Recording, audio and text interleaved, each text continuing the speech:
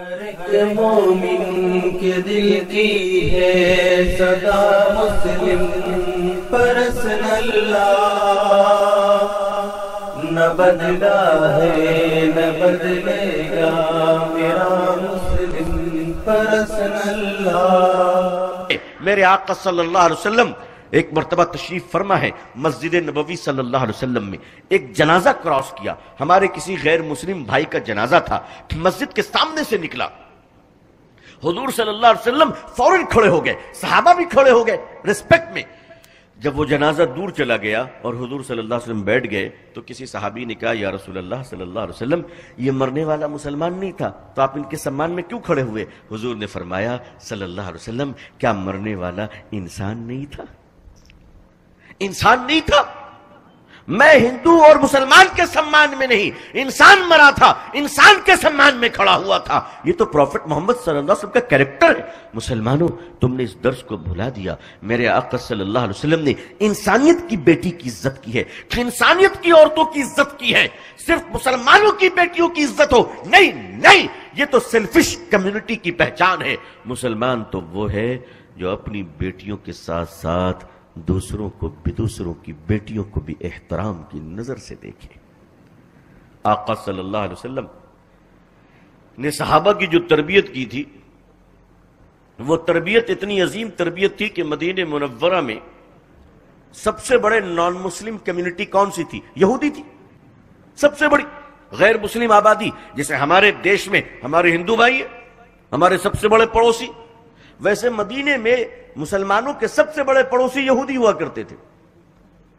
ایک دفعہ ایسا ہوا کہ آپ تو جانتے ہیں کہ پہلے جو بزنس ہوا کرتی تھی وہ ٹریول میں لوگ نکلا کرتے تھے، ایک جگہ تو بزنس ہوا نہیں کرتی تھی۔ کنسپٹ آف بزنس یہ تھی کہ آدمی یہاں کی چیزیں وہاں لے جاتا تھا اور وہاں کی چیزیں یہاں لے کر آتا تھا، اس طرح سے بزنس ہوتی تھی۔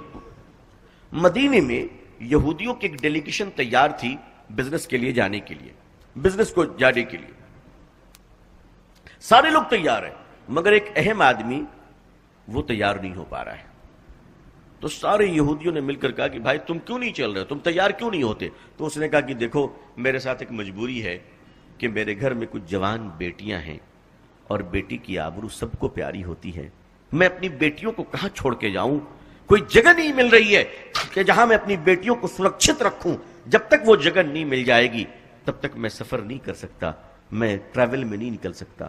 لوگوں نے کہا ایک کام کرو تم اپنے بھائیوں کیا رکھ دو۔ انہوں نے کہا کہ وشواس نہیں ہو رہا ہے۔ کہا بچی کو ماما کیا رکھ دو، کہا اس پر بھی وشواس نہیں ہو رہا ہے۔ رشتہ داروں کے اور قریب کے نیئرسٹ ریلیٹیوز کے یہاں رکھنے میں ان کو وشواس نہیں ہو رہا ہے۔ تو ایک بوڑھے اور بزرگ یہودی نے کہا ایک کام کرو تم اپنی بیٹیوں کو مسلمانوں کے گھروں میں چھوڑ دو، یہ وہ قوم ہے جو جان تو دے سکتی ہے مگر دوسروں کی عزت پر ہاتھ نہیں ڈال سکتی۔ اس بیٹی کے باپ نے کہا کہ اف تم نے تو بڑی پیاری بات کہی، یہ تو مجھے یاد ہی نہیں تھا، بہت اچھی بات، میرے پڑوس میں تو مسلمان رہتے ہیں۔ صحابی وہ فوراً پہنچے، آواز دی، اندر سے صحابی نکلے، فرمایا میرے یہودی بھائی بتاؤ کیا بات ہے؟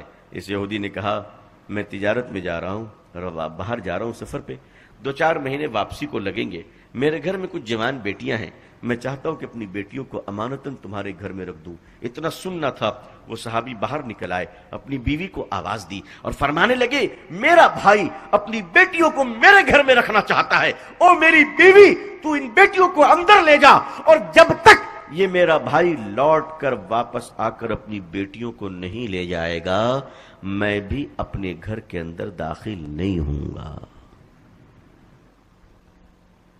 میں مسجد میں سویا کروں گا، تم باہر آ کر مجھے بتا دینا گھر کا کیا سامان لانا ہے، میں لا کر دے دوں گا۔ مسلمانوں جب یہ کریکٹر تم نے دنیا کے سامنے پیش کیا، دنیا نے تمہیں سلام کیا، جب تمہارا کریکٹر ختم ہو گیا، تم نے اپنے کردار کو مٹا دیا، آج دنیا اسلام سے نفرت نہیں کرتی ہے بلکہ دنیا مسلمانوں کے بگڑے ہوئے کریکٹر سے نفرت کرتی ہے۔